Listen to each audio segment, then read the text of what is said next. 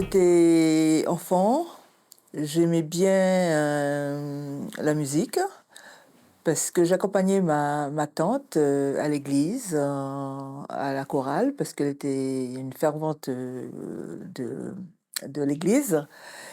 Je me déplaçais avec elle pour voir, pour une répétition de la chorale. Et là, ce jour-là, il y avait cette orgue qui me fascinait. Et justement, j'ai demandé à apprendre à jouer de l'orgue et ça s'est fait. Moi, ce qui m'a vraiment, plus ou moins, ce que j'ai beaucoup aimé, c'était où je me suis épanouie, c'était quand bon, après cette histoire de l'orgue, je suis partie au collège et là, bien sûr, on avait les moyens pour apprendre d'autres instruments et j'ai commencé à apprendre du piano à la suite. J'avais un professeur, hein, puis c'était gratuit aussi, hein, c'était pas payant. J'ai eu ce privilège et ensuite j'ai appris le piano et l'accordéon parce que c'était encore du clavier et à la fin j'ai continué avec la guitare. Et moi, ce que je voulais faire, c'est toujours jouer dans un groupe et tout.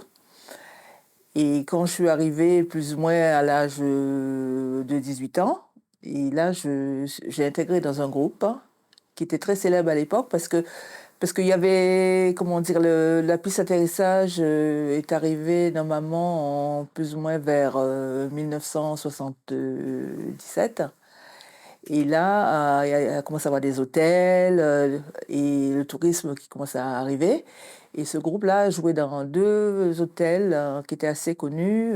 Ça s'appelle le Riff Hotel et le Beau-Val-en-Bé.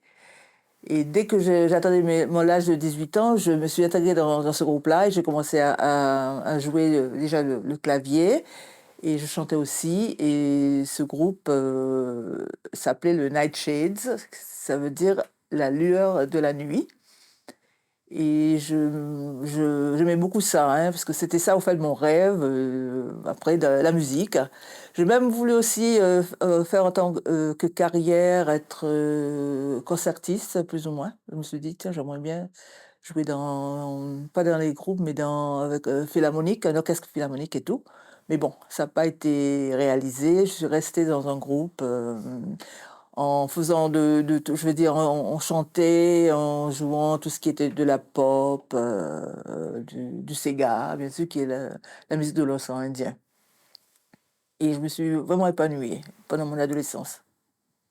Alors, musicalement, je pense, c'était le jour quand on m'a rapproché pour me dire que j'allais chanter au Zénith. Alors là, pour moi, c'était vraiment la consécration. Donc, c'était pour la nuit de l'océan Indien. Et là, j'ai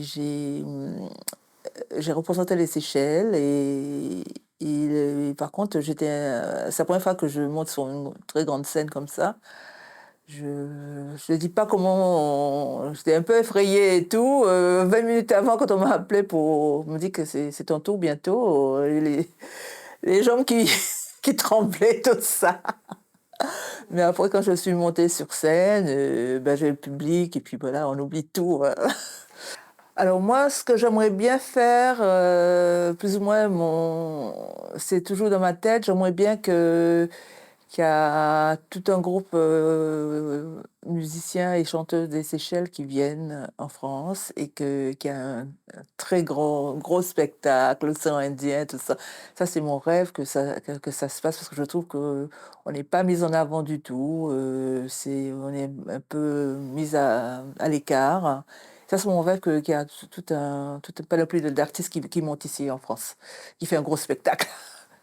Je vais juste donner un conseil, c'est que la musique, ça vient pas comme ça. C'est très difficile. En fait, nous, on pense, bon, je sais chanter, puis ça y est, je vais me lancer, mais non, pas du tout. Il faut déjà faire valoir, faut montrer plus ou moins qu'est-ce qu'on sait faire. Et Il faut du temps en fait. Moi, ça a pris du temps, ça m'a mis, disons, pour que les gens me connaissent, ça a pris au moins 4 ou 5 ans, hein. Donc c'est pas comme ça. En fait, il faut persévérer. Si on veut être chanteuse, il faut vraiment persévérer. Il faut se battre, et il faut rien lâcher, et puis il faut continuer dans cette voie-là. Une belle dame pour moi, c'est quelqu'un qui est chaleureuse, qui à l'intérieur est rayonnante, qui pense à